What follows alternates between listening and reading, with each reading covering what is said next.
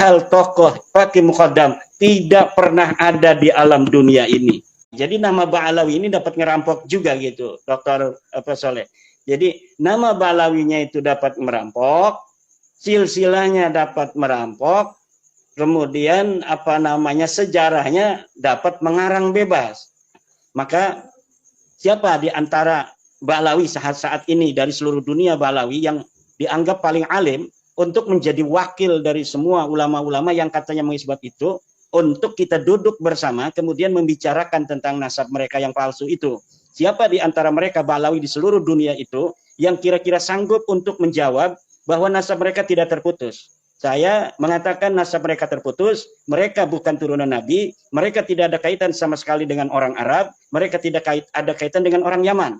Karena mereka sebenarnya bukan orang Yaman. Jelas ya teman-teman, itulah terbaru dari Kiai Haji Imaduddin Al-Bantani, bahwasanya menerangkan nasabnya kaum Ba'alawi itu hasil dari merampok. Tentunya ini sangat menarik untuk kita dengarkan bersama-sama agar kita tidak gagal paham apa yang tadi disampaikan oleh Kiai Haji Imaduddin Al-Bantani.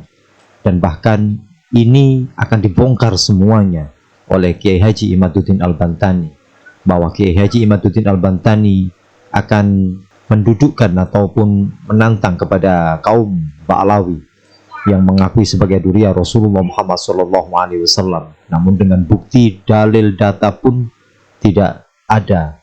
Dan ini akan dijelaskan secara detail oleh Kiai Haji Imaduddin Al-Bantani. Maka simak video ini, jangan sampai kita ketinggalan informasi yang sangat menarik ini untuk bekal pemahaman kita.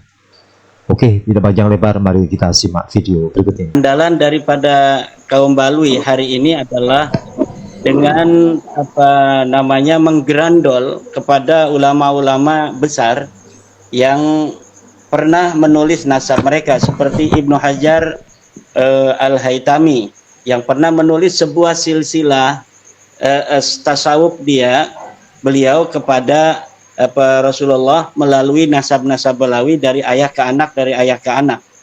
Dan kemudian juga dari Murtada Az-Zabidi yang katanya menulis kitab Ar-Raddul Jali, yang kemudian telah terbukti bahwa kitab Ar-Raddul Jali itu bukanlah kitab karangan daripada Murtada Az-Zabidi.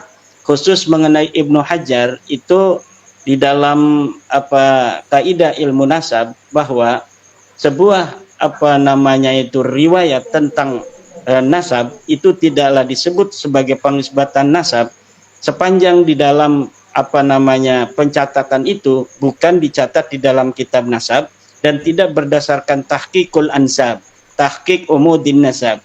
Jadi tidak disebutkan bagaimana Ibnu Hajar, apakah beliau ini menuliskan itu berdasarkan hasil penelitian atau hanya taken for granted dari gurunya, bahwa silsilah gurunya seperti ini, kemudian diberikan kepada Ibnu Hajar dengan pengakuan gurunya bahwa silsilah saya mendapatkan tasawuf ini seperti ini. Kemudian Ibnu Hajar dengan husnudzon kemudian mencatat di dalam kitabnya yang disebut dengan Sabat Ibnu Hajar itu. Nah, itu kita, karena Ibnu Hajar sudah tidak ada, tentunya kita sulit untuk meminta pertanggungjawaban kepada Ibnu Hajar. Makanya saya mengajak kepada orang-orang yang selalu membawa nama-nama besar orang-orang yang sudah meninggal, sebutkan saja hari ini siapa yang ingin menjadi wakil dari ulama-ulama besar yang sudah meninggal itu untuk mempertahankan itu.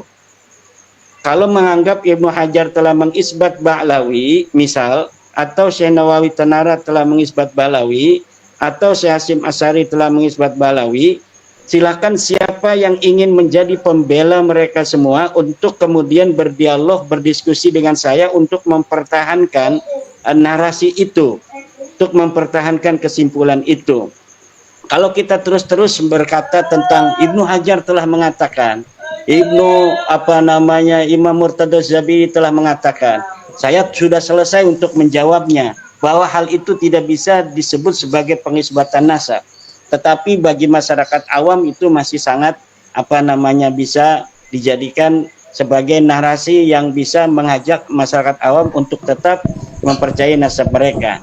Maka siapa di antara Ba'alawi saat ini dari seluruh dunia Ba'alawi yang dianggap paling alim untuk menjadi wakil dari semua ulama-ulama yang katanya mengisbat itu, untuk kita duduk bersama kemudian membicarakan tentang nasab mereka yang palsu itu.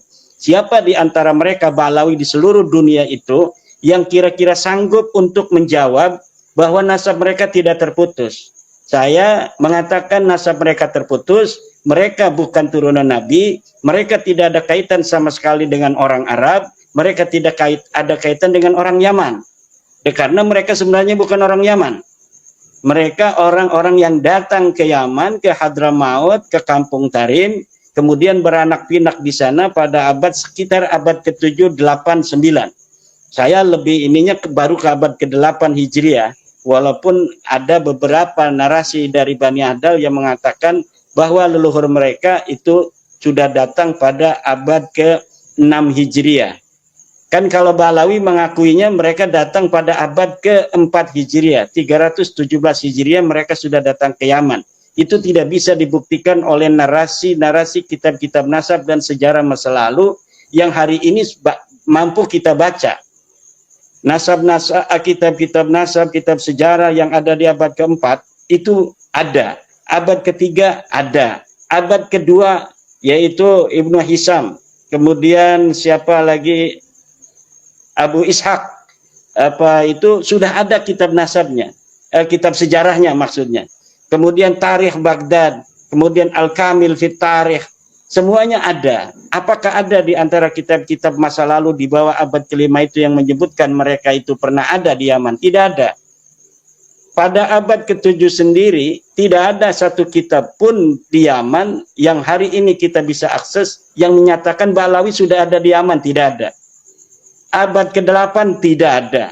Baru di abad ke-9 Ali As-Sakron itu kemudian mencatatkan nama mereka, kemudian seakan-akan mereka sudah ada beberapa abad di masa lalu, yaitu abad ke-4. Padahal semua itu tidak terbukti sama sekali.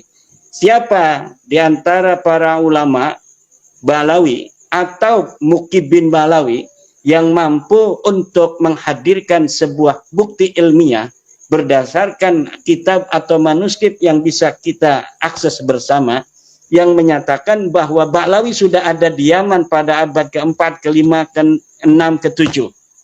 Tidak ada.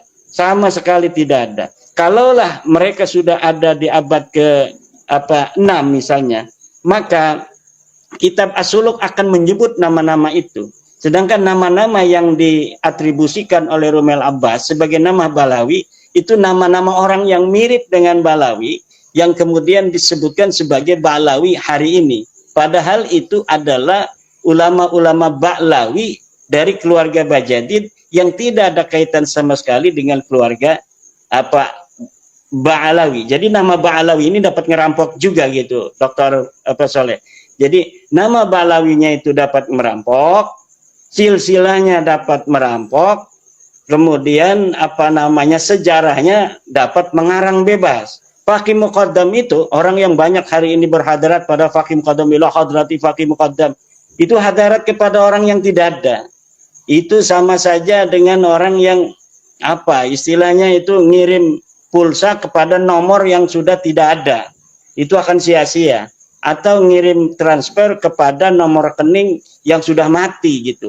Bukan sudah mati tapi nomor rekening palsu. Jadi belum pernah ada nomor rekening itu di bank, kemudian dia mengirim nomor itu dengan uang, mentransfer uang. Itu tidak akan sampai.